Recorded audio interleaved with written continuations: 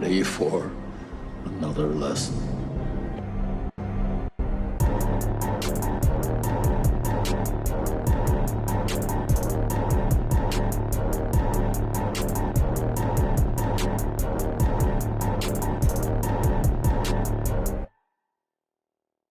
What's up, everybody, and welcome back to Back Row Banter, your favorite extra casual movie talk podcast. I'm one of your hosts, Adam Schwartz, and on today's episode, me and Nathaniel will be talking about the movie Love Lies Bleeding. But of course, before we get to any of that, I'm joined today by my only co-host, PED Nathaniel Gingrich. Is that PED you said? As in PED, performance enhancing drug. I was trying to think of like if I knew any like names of those off the top of my head, but I don't really think of any. What did you say? Tyrannoball. I feel like that's always one. Sure. There is one. Is it like MGMH or something like that? I feel like that's like a HGH. There you go. That just stands for human growth hormone. Oh, is that okay? Well, that's just like, does that qualify under PED? Is it on the same level of PED? Well, is that like another classification? Yes, if you were to introduce external HGH to your body, that would become a PED. But you do have HGH that you produce naturally. Ah, got it. See, this chemistry class, Nathaniel, you're learning a lot over there. That's anatomy and phys, but yeah, sure. Close enough. Could you tell I wasn't a STEM major? Took like no STEM classes in college? I can tell, yeah. But I did a lot of science Olympiad. That's taken me quite a far away. There you go. In context of this movie, I think it's I think they're mostly like anabolic, old school Russian steroids. It seems like it. Yeah, it doesn't seem like it's FDA regulated. Yeah, it's set in 1989. It's the good stuff. Yeah, the good old days when PEDs were pure. Well, listeners, you might be wondering why it is just the two of us. We don't really have a great answer. It kind of just happened rather suddenly. To break it down for you, Nathaniel and I cannot record on our usual night of recording because we're going to go see the end of Evangelion in theaters, which you said, Nathaniel, is the first time you think it's being released in theaters in the U.S.? I believe so. Yeah, because I know they've done some of the rebuilds in theaters because I remember seeing trailers for at least one at one point in time. But you might be right. I have no idea if this is the first time. Anyway, we're seeing End of Evangelion in theaters the night of our usual recording. So we were planning to record tonight. Ty ended up having a busy day at work, was not able to see the movie after work as he had planned. And BlakeHolder, I think a similar situation, had a busy day at work, was planning on seeing it shortly after work, or something happened with his schedule. He is busy as well. So our options were record just the two of us, don't record at all, or roll the dice and see if we can record on Friday, which doesn't typically work out for the four of us. So it's true. We are. It's because we're just we're hip and happening dudes. We're tastemakers and trendsetters. People expect us out on Fridays. Yeah, you know, we got places to be. But yeah, we're in demand. Movies to see. We are. We very high demand. A lot of places don't feel like they really start until one of us is on premise. You know. Exactly. So if all four of us are in one location on a Friday night, it's really changing some bars' economy. And it could be putting them out of business. I don't even want to talk about it. There was we're on a tangent early here, but I was listening to a podcast earlier this week about a band. We got so much space here, Nathaniel. We got so much space. And there's two others won't be butting in with any of their unnecessary commentary. Fair enough. Well, before I forget, it is the first time that End of Evangelion has been screamed in North America. Awesome. Since its release. I'm excited. In 1997. Put us in the Dolby Theater, you cowards. Yeah, right. But I was listening to a podcast earlier this week that was about this band called Sha-Na-Na, which was very like, it came out, I think they joined in like 1959, and they were like a doo-wop trio. They were just like a bunch of guys from the local college who were like, we're going to make a bunch of songs, and then to fill out the hour, we're going to cover the songs of like our youth, basically, or our parents' youth. And because of that, they just got a gig at a random like place in New York that was just known for playing kind of the weird gigs. And some of those weird acts that were around there around that time were like Jimi Hendrix, Janis Joplin, like all of these huge tastemakers. And basically because Hendrix liked this band, they got to open up Woodstock before him when he got there. That's awesome. I have found their Wikipedia. But go ahead, it's wild. It's wild. Obviously, check out the podcast if you want. The podcast itself was The Rockstar Murderer. It was an episode of an Australian podcast called Do Go On. The basis which one of the members in Sha Na Na may or may not have been this murderer. He wasn't. He died in the 70s. But figure it out. It's interesting. Is this a Ted Cruz is the Zodiac killer bit? No. Like it's basically like there was a member of that band Sha Na Na who was like the bad boy basically, and he kind of disappeared in like the 70s, and then in the early thousands this guy showed up in like South Florida saying he was that guy, and then and was kind of out there and like, he was doing the thing and doing some of the band's hits, and he was pretty good, but he was billing himself as being a part of this, and it was a case of mistaken identity, but who that guy actually was kind of interesting as well too. So yeah, it's a good story. It's a good story. It does sound like a very interesting story. Sha Na Na was an American rock and roll and doo-wop revival group formed in 1969. Yeah, the group performed a song and dance repertoire based on 1950s hit songs that both revived and parodied the music and the New York City street culture of the 1950s. Yeah, so like the other thing that they were talking about was like, because this band became popular in like the 70s, which was like basically 20 years after the 50s, that like that popularity and that nostalgia for the 50s in the early 70s became what everyone thinks the 50s was, kind of thing. So I see. To the point where like someone in this band was the first one to say like, oh, I'm putting this grease in my hair, I'm just a greaser. And no one had ever used that term during the 50s. And it was because of the popularity of this band that the term greaser came out. And it was basically like this band, the movie American Graffiti, like the book The Outsiders as well too, was all this kind of groundswell of culture around the 50s as well too.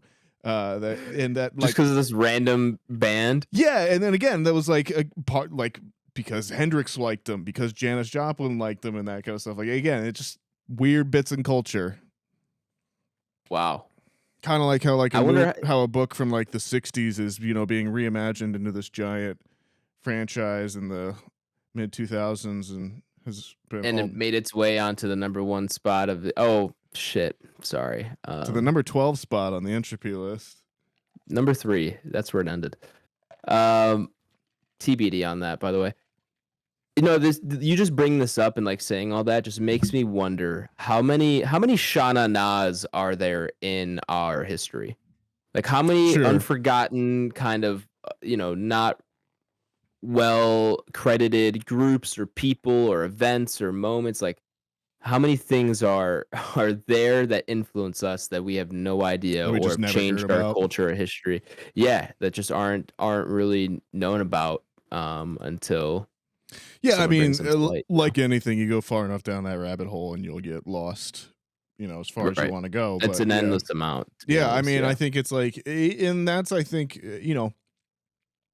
if you want to get kind of like academic about it, that's where I think people's professors end up going, or like people that are in the world of academia, they find their interest and then they find the thing that inspired their interest or is in conversation with that interest, and then they either elect to join the conversation, a la writing their own essays or their own books or their own opinions and criticisms, or they seek to kind of record it and research it and find other things as well too. And that's where you go on that, and that can be on an artistic level with musicians or filmmakers. Pretty much I think every famous director at this point that we're talking about that is of a certain caliber, they're film nuts. Like you can talk to them about anything and they'll be like, yeah, this movie from the 80s that like they're spectrum-y about certain films and their stuff as well too, where it's just like you chase what you find interesting, and if you chase it long enough you start to find the connections between all of it. Right. That's how it goes. Just about anything, like you said.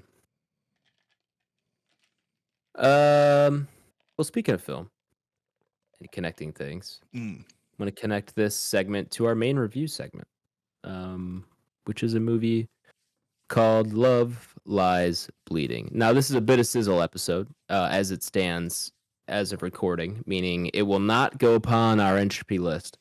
It's true. Because we do not have all four of us here to rank it. Now, Blake is currently, I'm assuming he's probably sitting in his seat, or at least close to it, for his screening of the movie. We cut to a live report of Blake on the scene. we cut to a live feed.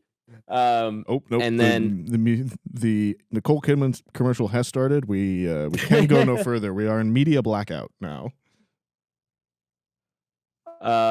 It's TBD on whether Ty is gonna end up seeing this. So if he does, then we can rank it. If he doesn't, you'll get Blake's ranking and review, short ranking and review next week, I'm sure.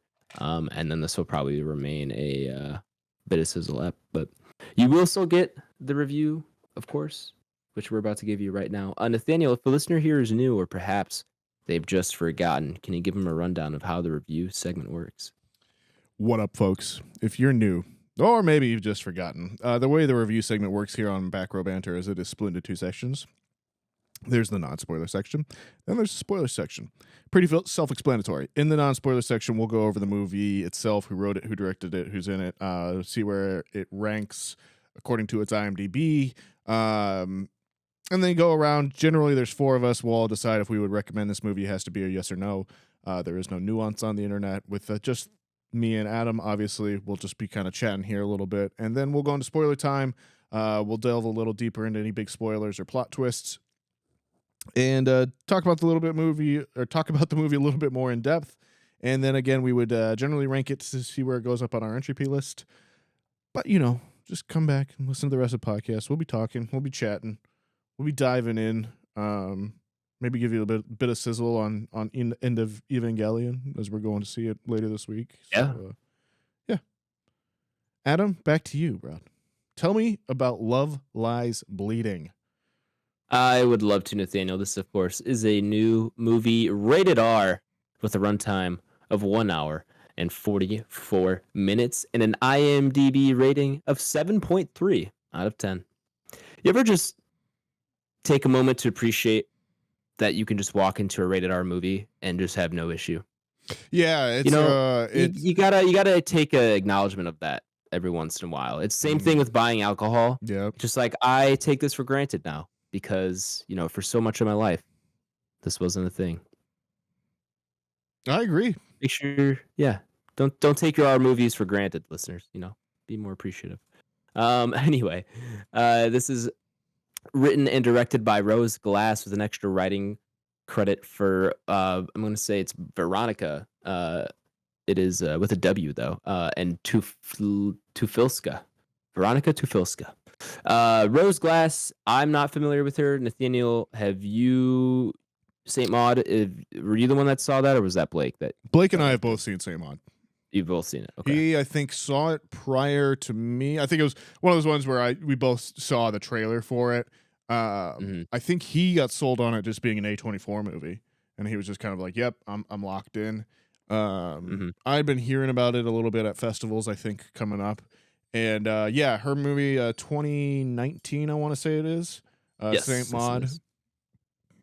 It's really good. Much more, I think, a little bit more of like a horror movie than this one is. But I was not really horror. I was intrigued enough and interested enough to be excited for her next movie here. And and then when I heard that it was going to be set in New Mexico and around the world of female bodybuilding in like the 80s, I was like, I'm in. Let's do it. It'll be wild. So, yeah. Cool. Well, she's back now. It's been a few years, but she's back. In terms of our cast here, we have Kristen Stewart, Dave Franco, Katie O'Brien, who returns to the podcast. I think she was in Quantumania. She was indeed, actually. Which I didn't pick up on that until looking at her IMDb. And then we have Jenna Malone. We'll go Ed Harris, and I'll give Anna Baryshnikov a shout out as well, who plays Daisy. I think I'm gonna leave it there. That's probably the biggest names. Unless I'm missing anyone. Shout out to I think some of Ed Harris's boys, Keith Jardine and Tate Fletcher, former UFC MMA fighters who have started to make a living as stunt guys. They've been doing it for a few years now. Always good to see one of the boys getting some jobs. Yeah, fair enough. The IMDb summary reads as follows. Gym manager Lou falls for Jackie, a bodybuilder who is passing through town en route to a competition in Las Vegas. Mm-hmm. That's a good summary. I like that. A little bit of a setup, but not much of a follow through there. You don't get too much. Good summary. Yeah, in a movie like this, it's kind of one that you need that kind of summary. It's genre-wise, what would you call this? Thriller? Crime? Romance thriller? Crime? Yeah. Crime, thriller. Yeah. Noir as well too. I would almost noirish. Yeah, I would go noirish. A bit of a period piece with it being, would we say 89 is when this is set. Good costume and set design in that regard. Definitely not really something that you kind of fully acknowledge as being in 89, which I think is when it's done perfectly. It's like not when it's in your face like, hey, period piece, and not when it's kind of like, oh, when is this actually set? You could tell the time period that it is, and it's not really in your face about it, which I think is great. Yeah, how are you feeling here, Nathaniel? Yeah, I mean, well, obviously a first time watch for both of us. Yeah, this was a new release. We saw this with Papa Schwartz actually as well too. A late arrival. I was under the impression he was not going to make it. He had a dinner with some friends. But his dinner was really early at like 5, and the screening was at 7. So he walked in probably 5 minutes into our screening. So that was fun. I think I was coming to this. Well, I was really excited for it. Obviously, having been a fan of Saint Maud, and then I saw the poster for this, and then I think I saw the trailer once or twice while it was playing ahead of time. And was definitely very, very excited for it. I think my expectations were pretty much met overall. I was expecting, I think Saint Maud has a little bit more of a little bit more grounding in realism than this does in certain points. But I found that the times when this chose to go more surreal, I appreciated that as well too, and I was just kind of along for the ride at that point. I thought it sold me pretty well on its premise and its characters. You know, it was not one that I felt like when I was leaving, I was like, well, I wasted my time with that whole thing. You know, I think it's a lean, mean, like 100 or an hour and 30 minutes, basically. 144. Sure. Good little character study of, you know, again, that kind of that time period, that setting. I think you can't argue that Rose Glass definitely had a vision for this thing and kind of, you know, lived up to that as well too, and is kind of very much firing on all cylinders in that regard. But yeah, I definitely enjoyed this overall. Would recommend. I think it's 2024 is off to a pretty strong start already with, you know, Dune 2. I think this falls right in line with that as well too, and continues to say, you know, Rose Glass is making interesting stuff at the very least. Like, I will take 1 million of these over The Gray Man on Netflix or whatever. Or The Gray Man. Yeah, that one with Ryan Gosling and Chris. Oh yeah. You know, or whatever. Like, take the 20 million that you're gonna get Chris Evans to star in your Netflix or Apple or Amazon Prime streaming movie and give it to Rose Glass to go make something cool. You know. Fair enough. What is that? What was that quote at the guy, or from the Oscars? The guy was like, "Stop making 200 million movies or $200 million movies and make, $450 million movies Agreed. or Yes, 25 1,000%. million." Yeah, like that's definitely the sentiment. And this is definitely a movie that is kind of a showcase of that. In terms of my experience here, I'm pretty left. I'm pretty mixed overall, to be honest. I would say, like, coming out of it, I am positive. Like, overall, I had a good experience, had a good time with this. It was fun. It wasn't always what I was expecting. Kind of took some turns. I didn't really go in knowing too much. I'd seen only one trailer, and I was like, all right, that seems interesting. Good enough for me. But I'm not fully sold on this movie being kind of like a standout or being something like you have to rush and go see. It I can't really pinpoint what it was for me exactly, but this movie just wasn't. It feels like it wants an Uncut Gems kind of feel in terms of just like how it's kind of going about things, but I don't think it ever quite gets there. As you say, Nathaniel, it's kind of a slow evolution into madness almost, or at least it kind of gets to some whimsical places. I think you might be muted, by the way. No, I Oh, okay. started Sorry. to say I saw your mouth something. move for a second. Yeah, and then I thought better of it. But to your point earlier where you said You're good. Uncut Gems, I have it written down in my notes that it is a mixture of Good Time, which was the Safdie brothers movie before Uncut Gems, and The better movie, and in my Showgirls. opinion. I think this is I a haven't seen mixture, Showgirls. mixture of Good Time and Showgirls. Okay. Showgirls rules. Haven't Whatever seen Papa, that. no matter what Papa Schwartz says. Paul Oh, Verhoeven. I remember. Yeah, wait, no, now I do remember. I haven't seen it, but I remember him talking about that. But yeah, it never quite got to me. I guess I was kind of, as the movie evolved, I was hoping the resolution would be a little bit more satisfying. And not that the resolution wasn't satisfying, it just wasn't quite, when you put the whole thing together, wasn't quite where I wanted it to be, or at least didn't have quite the bit I wanted. But at the same time, like, again, like, I found myself so refreshed in just like the fact of like who these characters were.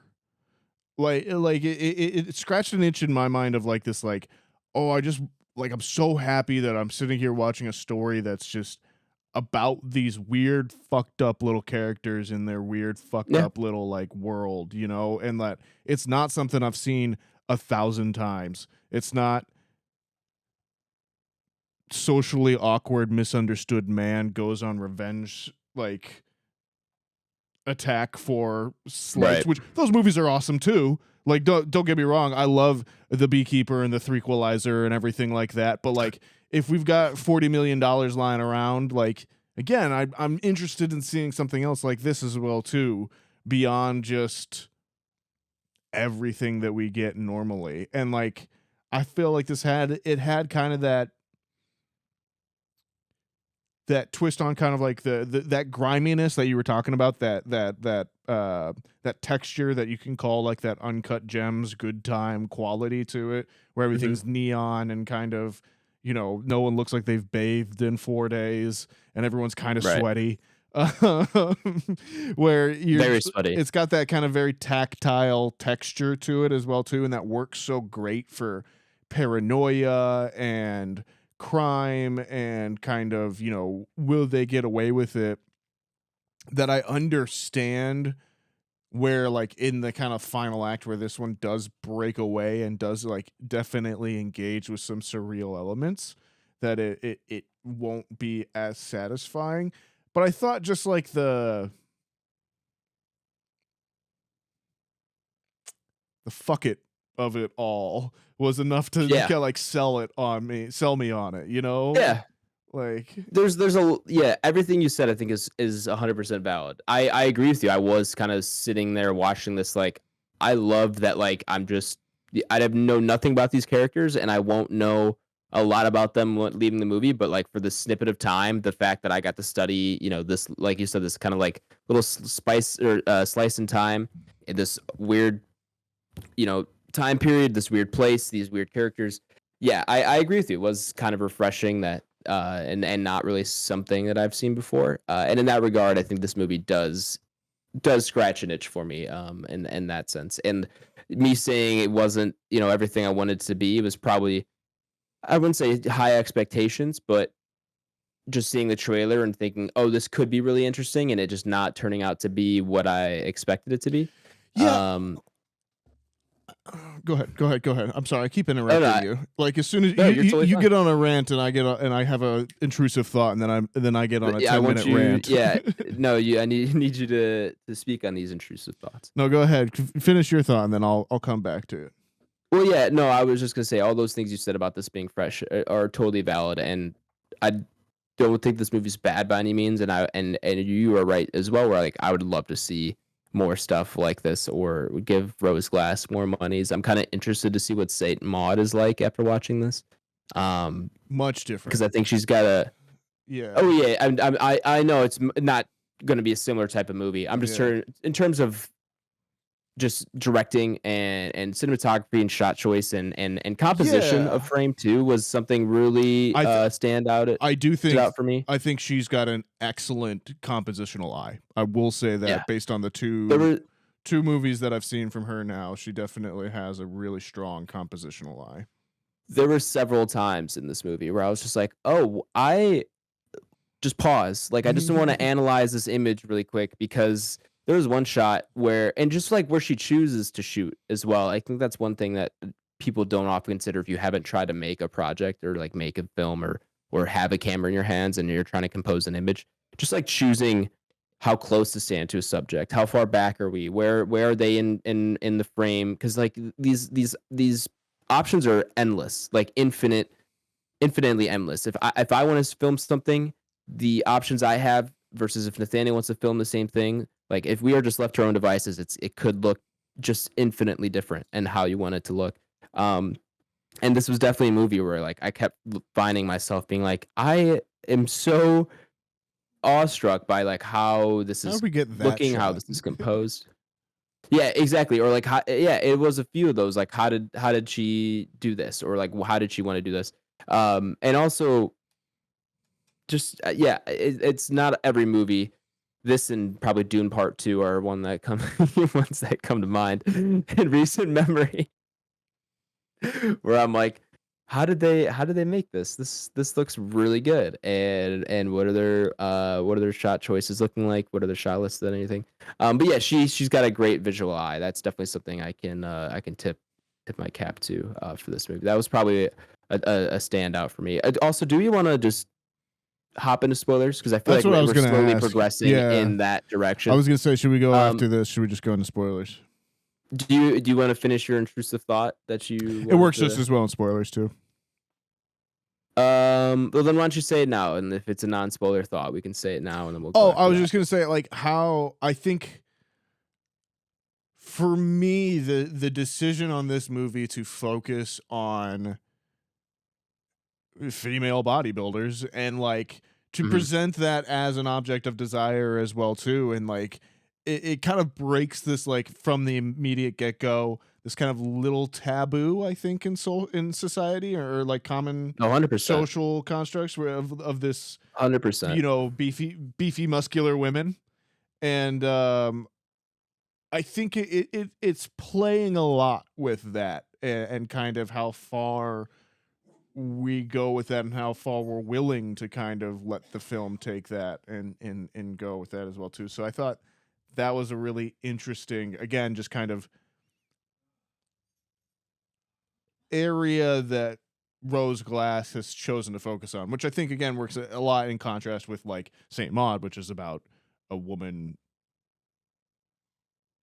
taking care of an older woman that has health failing issues and her own commitment to Christianity. So I find it interesting that Rose is focusing on these kind of commitments by women in areas and realms that aren't necessarily talked about a whole lot. Obviously, a nun being much more common than a female bodybuilder, but still, like, it is these kind of these areas of femininity that are definitely taboo in kind of everyday society as well too. So I think that's interesting, and maybe not something I'm super qualified to talk about, but at the same time, Valid to acknowledge that. Yeah. but is very interesting and cool, and like I said, makes me want to see what else she's going to do after that. Right. No, I can agree with that 100%. And regardless of whether they're taboo, how taboo they are in society, they're certainly taboo in movies. So you're not seeing this archetype of a female character in many things. And to be honest, a female bodybuilder, a lesbian female bodybuilder, if we want to go there too, I can't remember another movie that features them prominently. Who's also bi. Yeah, we can add that. But yeah, I can't think any of those characteristics, especially all of them together. I personally don't think I've seen a movie with a character like that, and I think it's great that we have movies that are going to put a underrepresented person or a group or character, like whatever word you want to put in there, and putting them in front of us. I think that's definitely talk about movies and breath of fresh air. That was the biggest breath of fresh air for me. Is I love when a movie is kind of putting something to the public's eye that isn't always prevalent and isn't always easily talked about or isn't always readily available to be seen in other forms of media. Queer people have toxic relationships too, folks. Okay. Yeah.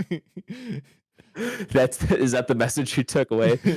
One of that, and if I ever want to dispose of a body, I just need to drive 40 minutes into the desert in New Mexico, and I should be okay. Well, you're from Arizona, so I'll take your word for it. It is true, which is another thing that I think we can talk about now that we're in spoilers, folks. All right, yeah. Spoiler time. If you haven't seen the movie, go ahead, check the episode description. I've left a timestamp, and then you'll be taken to the ranking of the movie, or our somewhat ranking of the movie upon the entropy list. Cool. I think we're good. I never wrote down when the review starts, but I'll figure that out in post. We're in spoilers. Continue, Nathaniel. Yeah. So, like, obviously, I feel like I felt a little bit of.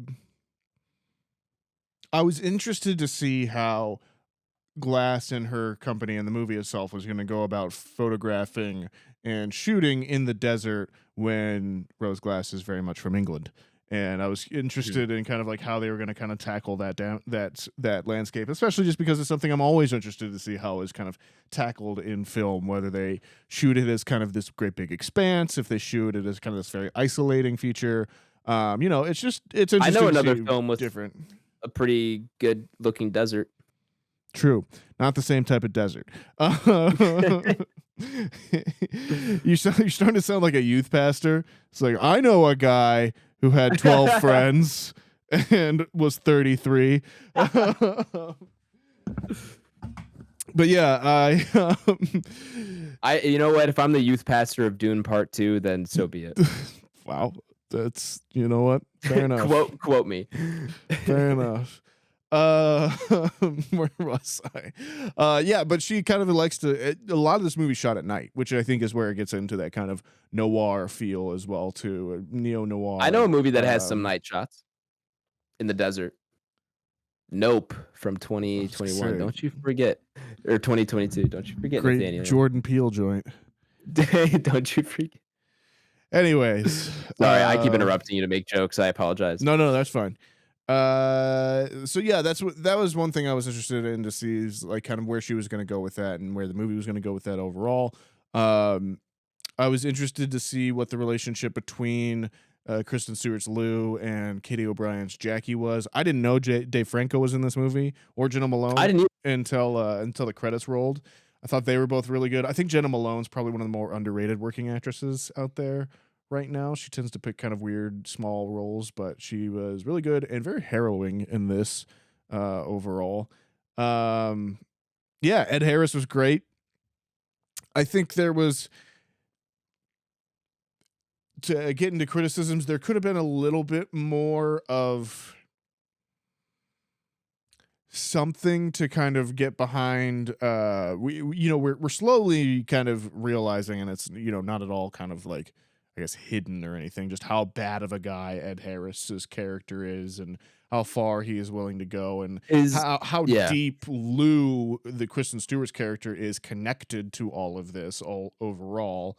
Um, and I think we could have used just maybe one more scene or something else to really solidify Ed Harris and that kind of, and maybe Lou's own danger of why she, why she needs to be careful, why she 100% agree. needs, to be a little bit more wary or something like that, or the thin ice that she's on with her father already, to kind of back that up, because otherwise the movie does feel a little bit more kind of like, well, things are happening and they're spiraling and they're getting worse, and like that can work. Some great movies really just fall apart, and not in a from like a structural standpoint, but like things happen that makes the movie feel like it's on a runaway train at a certain point, and like things are spiraling out of control, and that can be Like a very Green Room. like Green Room, where it can feel very dramatic and very tension filled, or it can feel very kind of like, if the audience isn't along for the journey with you, it can feel very like, well, okay, that just happened. And I don't Right. think this movie falls necessarily into that trap. I think it's got enough going on emotionally between the characters and that kind of thing, and you're bought in enough to kind of get you through the hour 30 runtime and everything, hour 45. But if I was to say, if there was one thing maybe more that I wanted in there to kind of bring it all home and connect it all together, it might have been something to do with the Ed Harris, Kristen Stewart relationship a little bit more. I 100% agree with you, and I don't know if it's necessarily. I do agree there could be some more to their relationship directly, but I also think there needs to be more to Ed Harris in terms of like a villain and a character to be feared.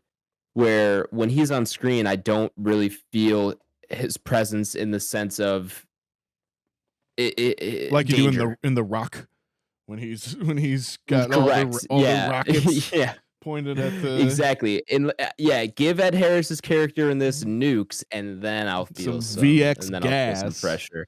Yeah. But no, I needed a scene where I understand, or some backstory or something where I understand how deranged this guy is, or what dangers we're really looking at. Like, would he actually do something to his daughters, or that kind of thing? And like we kind of get hints of that towards the end. It's really everything in it with his character is revealed in the third act, where like you do understand who this guy is by the end of it. But at that point, we're kind of wasting a lot of the scenes where I need to be feeling the danger that these characters are in because of him. Because without that, it doesn't. There could have been a greater sense of tension and anticipation, because there is. I mean, there are definitely points in this movie, um, here and there, where I do feel the physical reaction, or physical tension, that the movie's trying to get me to feel. But I feel like that could have been ramped up a little bit in the third act had Ed Harris's character been fleshed out a little bit more as a villain.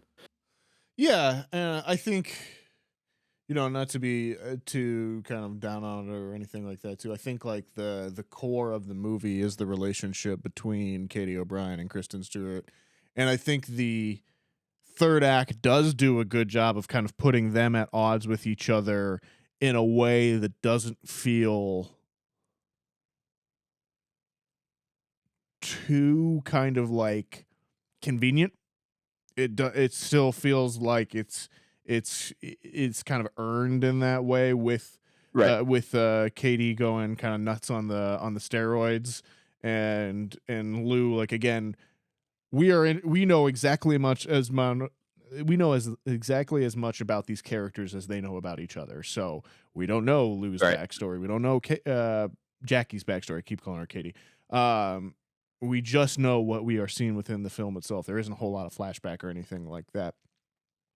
So it does those bits at the end where like they're kind of going back and forth with each other, and they're kind of like, baby, what are you doing? I don't know, baby, what are you doing? I don't know. I gotta kill someone, or we gotta hide a body and stuff. And it almost reaches like Coen Brothers-esque kind of moments of just like, It does. Yeah. everything's fucked and we don't know what to do, and like Right. chaos is happening kind of thing. Right. And the guy that we think is dead is not actually dead or something like that. But I think it at the same time, it doesn't quite have that same bite as something like that as well too. So Yeah. I think one thing that was a little bit where I kind of felt or kind of felt dissatisfied leaving the theater. I couldn't tell if this movie was trying to have some commentary on one thing in particular and what that thing would be. I mean, it touches on so many different issues as we already mentioned. Lesbian bodybuilders, one of whom is also bi. We have the whole feminine bodybuilding kind of idea. We have the whole the whole PED situation, which like isn't really a theme you should be focus on at the center of your movie, but like felt like could have been talked about a little bit more, or at least if they wanted to talked about a little bit more. I don't know. You have the whole gun smuggling cartel thing, and I don't know. I couldn't tell if the movie was trying to have a statement about any of those things or not. And I don't think it needs to. And I think that's what I've come away with is that it's not it's trying to be a movie including those things that doesn't say anything about them and just be a movie to include those things. But it almost feels like there are things it's trying to say at certain points, but doesn't fully flesh those ideas out. Do you have any thoughts on that, Nathaniel? Did you feel similarly at all? um Or did you just not have those expectations? yeah, I feel like I guess I didn't feel like it was really didn't have those same expectations in some ways. I Okay. guess I think it just for me, I felt like within kind of moments, I kind of, and maybe again coming into it based off of having seen Saint Maud already, I kind of had a better understanding of what maybe Glass's scope might be for the movie itself and in that kind of thing. But I think its genre in kind of the neo noir realm lends itself open for interpretation in like and that a lot of that is kind of mystery, and that a lot of times in noir the trope is kind of like, well, what happens, well, it's an unsatisfying ending, or it happened just because it happened kind of thing, Right. and it's kind of the madness of life and that there isn't any set resolution to anything. So I think in a lot of ways it's really playing with that, and then I think it dips into these kind of, or I should say it adds, I think, these kind of queer elements, or which is when it kind of dips into the surreal, as along with the kind of steroids kind of element as well too, where the roid rage is kind of depicted in this movie as an actual thing that can kind of turn you into superhero monster kind of level, or give you Right. hallucinations. One of the one of the two. Either or. Where was I going with this? But no, I didn't feel like at the end of the day any of the any of the subjects it brought up it left uncommented on, because I felt like it was more or less kind of just playing to the strengths of its genre and kind of just using those. Like it was saying enough anyways, with by depiction it didn't need to kind of go past that in my mind. Fair enough. Yeah. I think that's like I said, I've kind of come to grips with the fact, or at least kind of understood the fact that the movie wasn't really trying to go there. But I think I somewhat based off the trailer, and like you said, I haven't seen her other movie or movies, so I didn't really have an expectation. But coming off the trailer, it had me feeling like there was going to be more in that regard, more commentary or more of a message. And so maybe that was on me, but I did eventually come around to it being just not a thing that this movie was trying to do, which I think is fine. I don't think it needs to. I think there's something to be said that Rose Glass is just presenting these characters without an agenda. Yeah, I It's mean, like the not drift, something we don't have to have a lesbian movie or lesbians in a movie and it be about, like you said, queer relationships or something like that. We can just have lesbians be characters, which I think is even better for in terms of like representation. Yeah, like the drifter who comes to town, causes chaos, and leaves, or falls in love and leaves, is a tale as old as stories themselves. Um, so I think this thing, and that's I think where I kind of like pull up the Showgirls comparison of it, where it is kind of like a similar story of a woman in kind of a niche role, or what some would consider an exploitative role, or in a an uncommon or impure role, or whatever you want to call about that, is drifting through towns, and then wreaking havoc as they go, or having relationships as they go, and kind of again how that can look so different in different ways than what we're thinking. It doesn't always have to be the man, the John Rambo character, or the serial killer, or a la the Hitcher, or the uh genius, a la Good Will Hunting, or something like that. It can be female bodybuilders or anything like that as well too. So Right.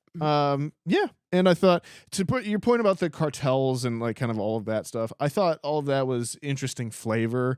I thought but like That's definitely not the point of the movie. yeah, and I thought I would have preferred they done more to give the Ed Harris character texture as well too, like you said, like an extra beat in there, and maybe they could have been along the kind of cartel lines, but like, yeah, I think overall both of us are just kind of responding to, there just needs to be something else in there to raise the stakes for Lou, so that we understand them a little bit better. Right. Yeah, it almost feels like they're banking on our understanding of the Ed Harris's character as expectations we have as viewers of cartel leaders who live double lives, kind of thing. It feels like they're kind of just banking on a viewer's expectations of that, which I don't think a movie can do that to a degree. I just think the movie relies a little bit too heavily on that. You got to give us something to go off of, at least, for your specific character. But I think they probably just wanted more focus on our two main characters, which is good enough. Which is a fair point. To that point, I think everyone in the kind of main cast, I think, is a standout performer in this. I think Katie O'Brien and Kristen Stewart are both really good. I think Ed Harris is really good. Dave Franco's okay. He's there doing his Dave Franco thing, and I think Jenna Malone's also pretty good as well too. Yeah. Yeah, it's a well-acted movie for sure. That's another thing it's got going for it. All right, any other big points here that you want to touch on? I'm trying to think if there's anything else I'm missing. Not that I can think of. All right. What did you think about the whole kind of like PED trip situation? Yeah, I guess that's and that's where it kind of gets into the body horror part of it as well too. Because there was we didn't touch on that either. Quite a bit. I guess you could call it body horror, but like just gore, just like visceral images. You start off with the like clogging toilet thing. You're kind of like, oh, that's very aggressive. Yeah, I would definitely say it's body horror overall. Where you see her kind of bulking up, and then kind of her vomiting up Lou. Yeah, that was odd. It was definitely the oddest thing I've seen since what was it, Men? That's exactly what it reminded me of too. I was like, "Oh, please don't tell me we're gonna like keep going in this direction."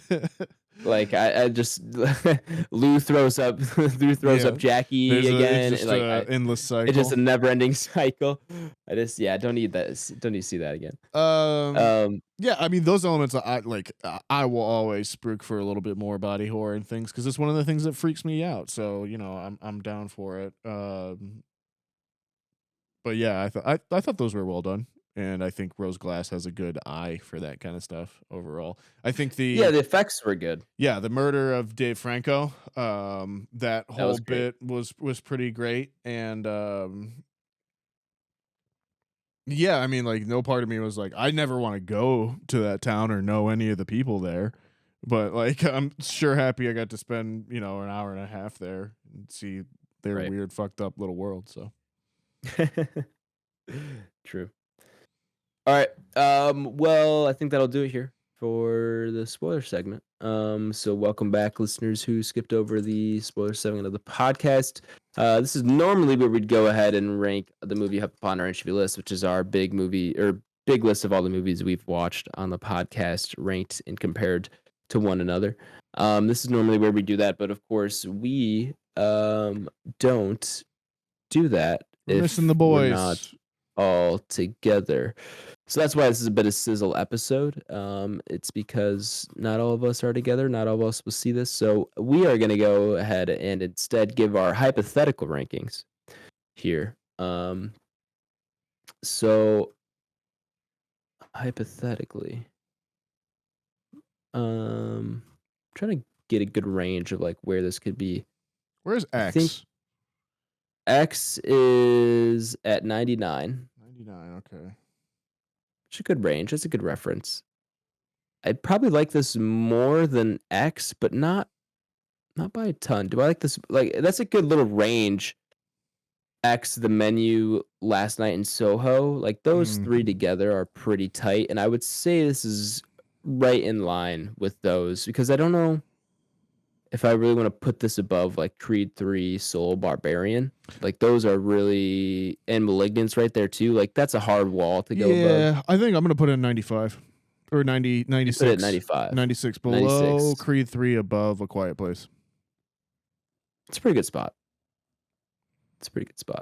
I'd be probably a little bit lower. I'd probably be right below The Menu and above Last Night in Soho. Because like right after that, we almost quickly get into kind of just like iconic kind of sort of standpoint. We got Malignant, The Descent, and then like quickly into Terminator, Red Line. Right. Some big movies coming up there as well too. So yeah, that's where I would be. Yeah. I think I'll stay at, what'd I say, 101? 101? Yeah. 101 below The Menu and above Last Night, so that's a pretty good spot for me too. We'll see where Blake rakes it. Blake rakes it next week. Again, don't know if Ty will get around to it. So who knows if this will actually go on the entropy list. This would be a nice one to have on there. But when is this? Don't know if we will. How do we have to see this? What is this that you're referring to? Late Night with the Devil. Sorry, this can go on after pod, but it's a new David Dastmalchian, and it's about a guy that I believe is having a girl that's possessed, like on his late night talk show. Oh, it's a whole movie? Yeah, I don't know where it's playing though. I kind of want to see that since that is our patron saint of the podcast. When does that come out? This Friday. Oh, yeah, I'm down. Put in the chat, and we'll discuss. Yeah, sorry. I saw Twitter was talking about it, and I was like, oh yeah, I forgot that comes out. All good. Cool. What we're watching? Do you want to do what we're watching? Yeah, well, we could do a little bit of what we're watching. A movie that I got to that I don't know if I talked about it pre-pod or post-pod, but I said earlier I was saying that Jonathan Glazer has made 4 movies, and I saw 2 of them, right? One of the ones that I've seen, which is one that came out a few years ago, was Under the Skin with Scarlett Johansson. I've seen that one. Okay. And then his other one that I saw, which I had heard about, I think just kind of reviewing his stuff because Zone of Interest got nominated for the Oscar. And I realized that I'd heard people talk about it before, but I'd never seen the trailer or anything myself. And that is a movie from 2000 called Sexy Beast. It stars Ray Winston, Ben Kingsley, and Ian McShane. Ray Winston is a criminal. He's living in Spain, and Ben Kingsley is like his old criminal associate, and he's coming in to try and convince Ray Winston to take like one last job for Ian McShane and like break into a vault. But Ben Kingsley is like a lunatic. And like he's just one of those people where you're like, I've worked with you for a certain amount of time. I don't want anything more to do with you. You scare me. You're evil. Like you're a sociopath. You're crazy. I don't want to do this job anymore. So it's kind of like Ocean's 11, but you have to convince one of the guys to like go with you, but he's a psycho. And Ben Kingsley was nominated for a supporting Oscar for it. Yeah, I really liked it. It was really cool. Again, hour 30 minutes.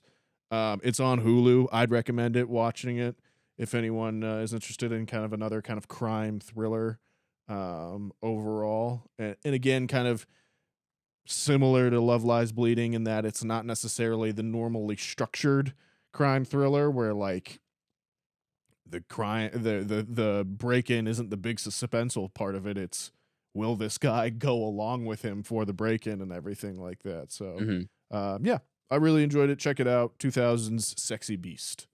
Other than that, watch the UFC. I'll watch F1 this upcoming week. They're in Melbourne? I believe so. Yeah. Melbourne. But yeah, that's about it. You been watching anything? You're missing something. Oh, we did. You did come over. We did watch a little bit of Evangelion. How many episodes did we get through? 10? I think 11. 10 or 11. 10 or 11. Yeah, that's the only thing on my list. That's the only thing I've been watching this past week because we got the end of Evangelion coming up on Wednesday, so pretty much all I've been watching. But yeah, we did our second Neon Genesis Evangelion marathon. I would say annual, but it's definitely not annual. Thank God, because I don't know. This show's a lot to get through. I watch it annually. Do you? Just about, yeah. It's either the show or the rebuilds. Right. I guess you know what? I guess I've watched some Evangelion on the annual basis. I haven't watched all the rebuilds, but like I've tuned in every once in a while. I'm watching something. Either throwing, yeah. Anyway, how's it going for you? How are you feeling? I mean, good. This second time around is definitely more interesting watching it because I watched the 3 rebuilds, which like only the first one's really relevant. First 1.5 are really relevant to the original series. So like that's where I've got a lot of my context from like basically the episodes we watched. The second half of the season, of course, if you've seen it, you know, kind of goes a different direction than the first half and kind of starts evolving. Does it? Rather quickly. A little bit. And so it starts evolving pretty quickly. And then this time around watching it, this will be my first watch through of the original show all the way through since we watched it together. I've seen episodes here and there, but my first full watch through all the way through again. So it's nice having kind of a backbone of context, kind of just like, oh, I know kind of what to expect here. I know what's going on. I know the main plot points, but then like just the little bits of context that I have missed or have forgotten that like kind of get filled in again or added upon. So yeah, definitely getting a little bit more out of this watch in that regard where I'm not just overwhelmed with like what is happening and trying to comprehend with the surface level story, and I can go a little bit deeper this time around. It is like I anytime I introduce it to anyone or anything, anytime I kind of talk about it, I have to be like, you have to understand that this is like one of the most dense texts I've like ever come across in terms of just what it is trying to say, how it is going about saying it, where it starts from to where it finishes, and the valley it crosses in between those, with what symbols it decides to use and how it goes about employing them, all wrapped up in like some of the best visual storytelling I've seen this side of, you know. I mean, talk about composition. Yeah, exactly. And so it is just truly like, and for us, like there is that added level of like just the fact that it's in a different language originally. Source text is a different language to us and everything like that. And it feels like one of those like truly like just completely alien things to you that you have to kind of watch once, then watch again, then wait 6 months and watch it a third time, and each time you're going to pull more out of it. So yeah, it's like you said, dense is an understatement. I mean, you can't be looking away for more than 2 seconds to or you're gonna miss a line of dialogue that it's appointment isn't going to viewing. be the most crucial thing ever, but is important to overall context of the story. You have to watch it like you're watching Game of Thrones. That's the easiest kind of metaphor Basically, I can make to people. It's like you have to be paying attention like you're watching Game of Thrones. Game of Thrones wishes it was this dense, Nathaniel. It really does. Yeah.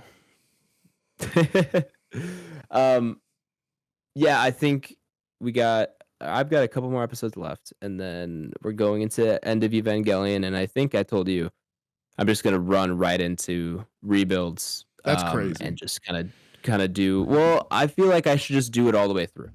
I feel like I should just do that to say I've done it, to see how everything stacks up compared to one another. You know, just one clean run through. If I'm already watching the show, I might as well do that. It's true. And then, you know, after this, so that means you would be ending with your first viewing of 3.11. Correct. Or whatever, right? Yeah.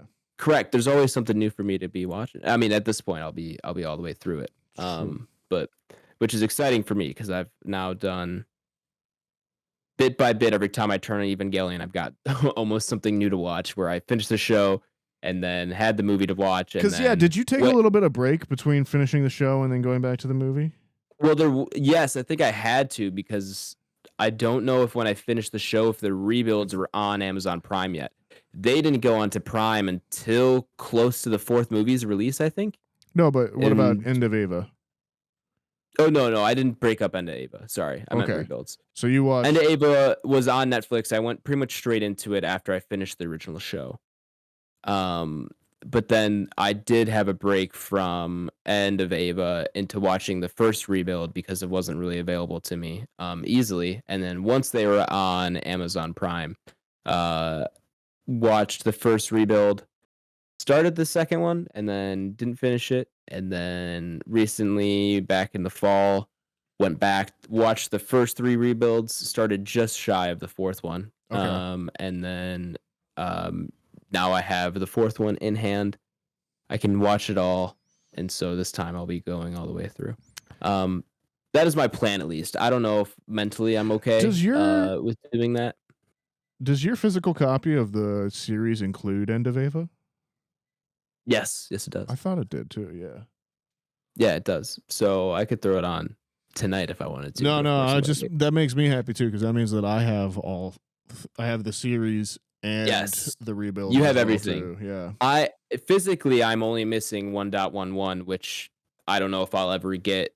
So that's unfortunate. But do you have everything else that's not? Unless you want to pay $200 for it or something. Yeah, that was crazy. I'm sure I could find it cheaper, but it's still not going to be. I don't know, man. That's half the thing with Ava is like before the internet and like being able to like get it everywhere, you had to get like. There was strong pirating markets for like Blu-ray rips of the like laser disc scans from the 90s kind of things. No, I believe it. I 100% believe it. To me, watching it this time around too, and just like thinking about how this is the first time the movie End of Eva is being released in theaters in the US, it's kind of crazy to me how much of a cult following it has, given the show wasn't on Netflix until a couple years ago. The rebuilds weren't on Prime until a couple years ago.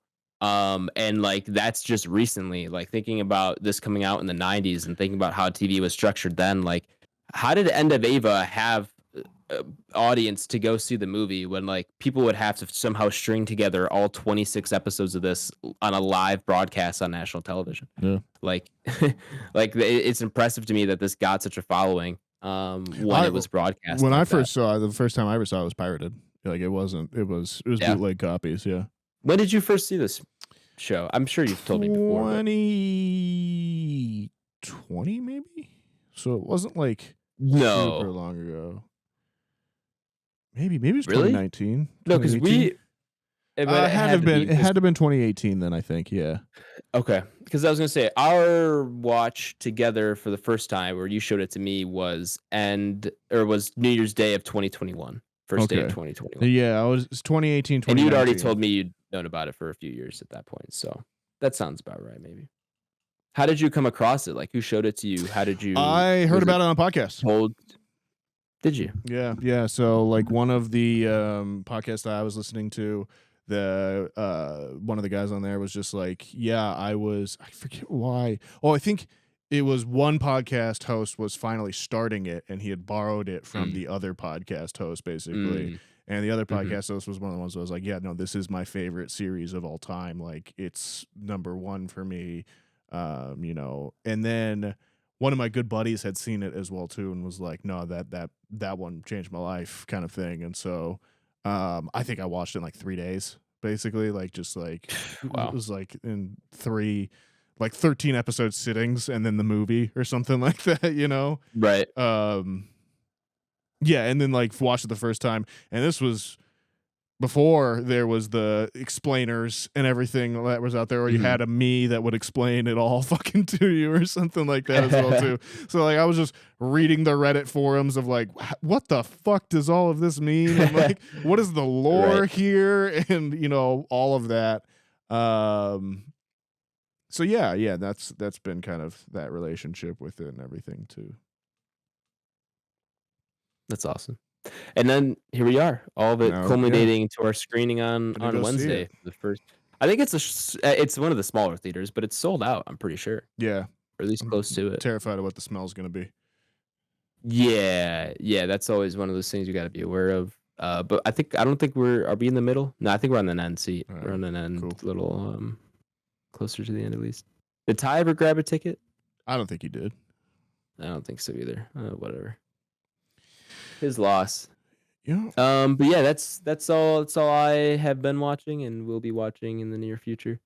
Finished Dune Messiah, everybody. Now we just gotta wait 3 or 4 years for the movie. But don't worry, I'll watch Dune 2 God knows how many times in between now and then. There you 4K Steelbooks, it's pre-ordered. It's ready to go. Yeah. It's already somewhat on the way. I've got Children of Dune. You can't see it from here, Nathaniel. Oh wait, maybe you can. There it is. Got Children of Dune in the back there. Haven't started it yet. But we'll get there. I think I might stop there. I don't know if I need to. I think it's time you go into the Worm Emperor Dune guy. I think you go in for the Dune TV series from like the early 2000s on Sci-Fi. I heard about that. I don't know if I apparently need to James do that. McAvoy's in it. So I've also heard that. I think he plays Duncan Idaho maybe or something. No, I think he's like he's like Paul's kid. It like goes that far. Oh, it goes that far. Yeah. I want to see. Is that streaming anywhere? Probably YouTube. Dune TV series streaming. I mean, yeah, probably YouTube, right? Dune miniseries. It's on. Oh, I can buy it on Amazon Prime. That's not what I want. It's on Amazon Prime in the UK, is what Reddit says from 2 years ago. I don't know how valid that is. Oh wait, no, here on YouTube. Yeah, Dune miniseries 2000 episode 2. Undefeated. 1 hour and 38 minutes. There you go. Oh boy, this is fascinating. It's a whole. Oh, the nudity is blurred out in giant blocks. Wow. Gotta find that UK copy. Yeah, I guess I can't be watching this. All right. Well, I think that's gonna do it here. For Bit of Sizzle, Love Lies Bleeding. Our review for next week, we don't know yet. Maybe Last Night with the Devil, or Late Night with the Devil. Late Night with the Devil. Yeah, maybe that's the David Delsmachin thing. We're gonna go ahead and figure that out. But while we're figuring that out, Adam from the future is gonna come in and tell you what we decided. Hey everybody, it's your favorite host, Post Pod Adam, coming at you with an update on what we're watching next week. As Nathaniel mentioned, it's going to be Late Night with the Devil. After further discussion, that is what we landed on. That's a new movie, only in theaters this weekend. Friday, March 22nd is when it will be coming out. So go ahead, give that a watch, and join us for our review next week. Wow, good pick. Can't wait. What an awesome choice. It's a great choice. Welcome. Yeah, go see that. I don't know why I said welcome. Welcome. Frank. Frank. But yeah, go check that out. And then join us for our review of that next week. What else are we looking at here, Nathaniel? What else do we usually do at this time? Are we just on to plugs? I think so. All right, plug yourself. Where you at? You can find me on Twitter and Letterboxd at @nsgingrick. You can find me on Instagram, NathanielG92. If you want to give us a 5-star review on Apple Podcasts, we'll read it out on the pod at some point. Yeah. Adam?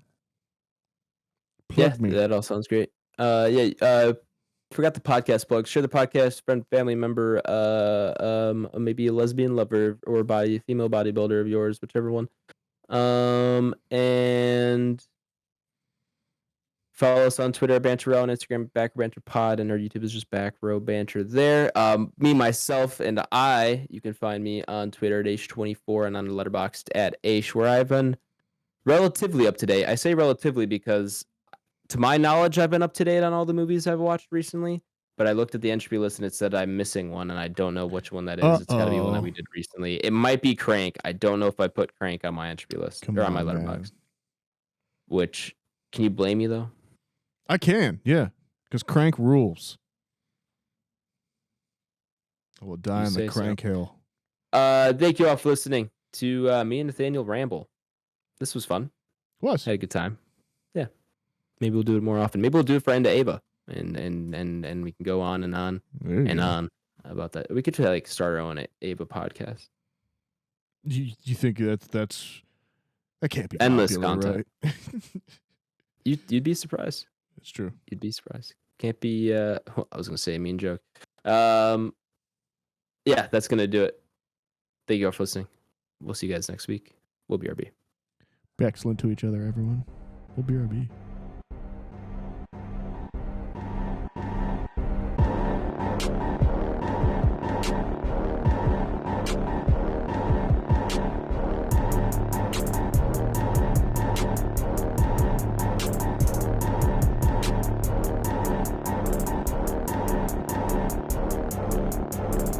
America. Ready for another lesson. So lonely. I know, it is weird, just the two of us. Just the two I think of this us. is the only 2-man episode outside of our Bit of Sizzle? Get Out or Get Back, Bit of Sizzle. Yeah. So it's been a while. And there I was waiting for Tyler to go. It's been a while.